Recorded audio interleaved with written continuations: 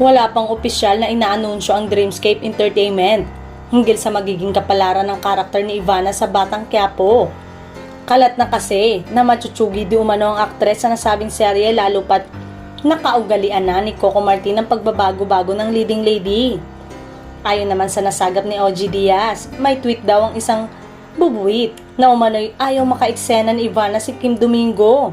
True kaya ito? Si Kim kasi ang karagdagang cast na papasok sa serye na tulad ni Ivana isasabak din sa maaksyong eksena. Hirit pa ng talent manager turn vlogger.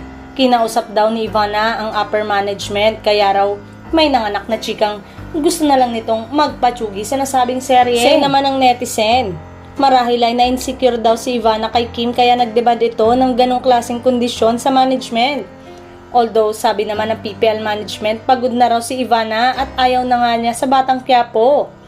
May mga pasubali naman si Mama Ogs na posibleng bet na rin ng YouTuber actress na tapusin na ang partisipasyon sa naturang TV series. Lalo pat napapabayaan nito ang kanyang vlog kung saan malaki ang kanyang kita. Bukas naman umano ang panig ni Ivana para sa ikalilinaw ng issue, say ni OG.